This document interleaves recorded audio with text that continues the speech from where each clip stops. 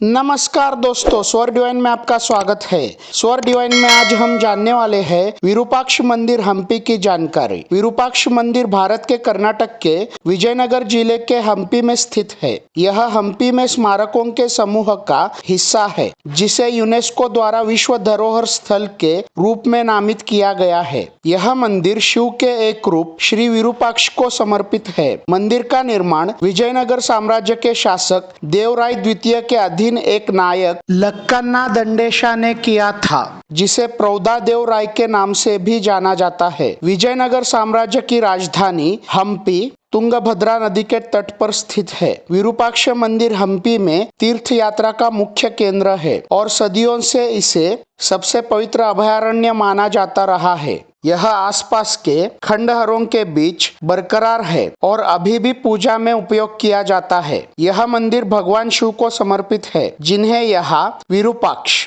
या पंपापति के नाम से जाना जाता है, जो स्थानीय देवी पंपा देवी है, जो तुंगभद्रा नदी से जुड़ी है। तिरुपति से लगभग 100 किलोमीटर दूर आंध्र प्रदेश के चित्तूर जिले के नलगामापल्ले नामक गांव में एक विरूपाक्षिनी अम्मा मंदिर भी है। मंदिर का इतिहास लगभग 7वीं शताब्दी से अबाधित है। विरूपाक्ष पंपा अभयारण्य विजयनगर राजधानी के यहाँ स्थित होने से बहुत पहले से अस्तित्व में था। शिव से संबंधित शिलालेख 9वीं और 10वीं शताब्दी के हैं, जो एक छोटे मंदिर के रूप में शुरू हुआ। वह विजयनगर शासकों के अधीन एक बड़े परिसर में बदल गया। साक्ष्य इंगित करते हैं कि चालुक्य और होयसल काल के अंत में मंदिर में कुछ अतिरिक्त निर्माण किए गए थे। हालांकि अधिकांश मंदिर भवनों का श्रेय विजयनगर काल को दिया जाता है। विशाल मंदिर भवन का निर्माण विजयनगर साम्राज्य के शासक देवराय द्वितीय के अधीन एक सरदार लक्कन्ना दंडेशा द्वारा किया गया था।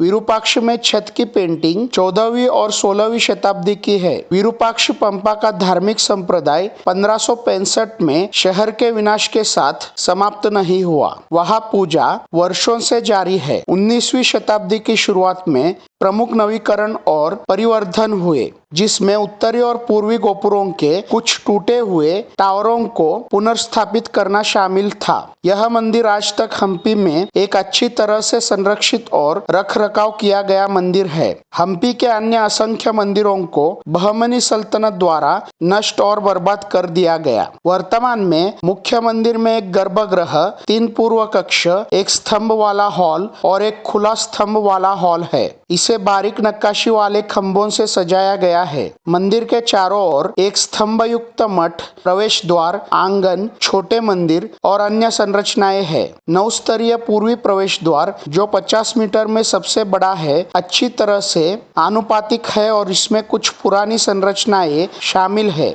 इसमें एक ईंट की अधिरचना और एक पत्थर का आधार है। यह कई उपमंदिरों वाले बाहरी प्रांगण तक पहुंच प्रदान करता है। छोटा पूर्वी प्रवेश द्वार अपने असंख्य छोटे मंदिरों के साथ आंतरिक प्रांगण की ओर जाता है। उत्तर की ओर एक और गोपुरम, जिसे कनकगिरी गोपुर के नाम से जाना जाता है, सहायक मंदिरों के साथ एक छोटे से घेरे की ओर जाता है और अंततः तुंगभद्रा नदी तक जाता है। तुंगभद्रा नदी का एक संकीर्ण चैनल मंदिर की छत के साथ बहता है और फिर मंदिर रसोई घर तक उतरता है और बाहरी प्रांगण से होकर बाहर निकलता है। इस मंदिर की सबसे खास विशेषताओं में से एक इसे बनाने और सजाने के लिए गणितीय अवधारणाओं का उपयोग है। मंदिर में दोहराए गए पैटर्न है, जो फ्रैक्टल्स की अवधारणा को प्रदर्शित करते हैं। मंदिर का मुख्य आकार त्रिकोणीय है। जैसे ही आप मंदिर के शीर्ष को देखते हैं, पैटर्न विभाजित हो जाते हैं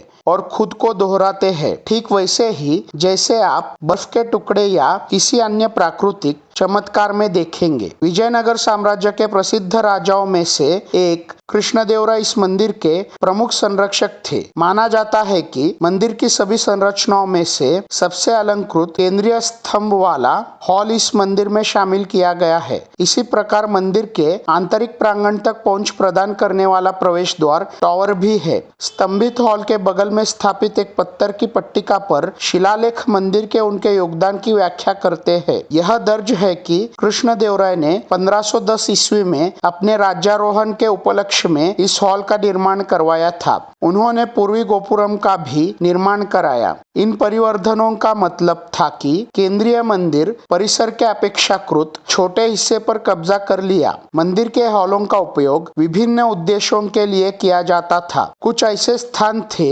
जिसमें संगीत, नृत्य, नाटक आदि के विशेष कार्यक्रमों को देखने के लिए देवताओं की तस्वीरें रख जाती थी। अन्य का उपयोग देवताओं के विवाह का जश्न के लिए किया जाता था। मंदिर लगातार समृद्ध हो रहा है और दिसंबर में विरूपाक्ष और पंपा के विवाह और विवाह उत्सव के लिए भारी भीड़ को आकर्षित करता है। हर साल फरवरी महीने में यह वार्षिक रथ उत्सव मनाया जाता है। तो दोस्तों, यह है विरूपाक्ष मंदिर हम्पी की जानकारी। दोस्तों, आपको स्वर डिवाइन का यह वीडियो अगर अच्छा लगा तो इस वीडियो को लाइक कीजिए, शेयर कीजिए, स्वर डिवाइन चैनल को सब्सक्राइब कीजिए और बेल आइकॉन दबाना मत भूलिए। धन्यवाद।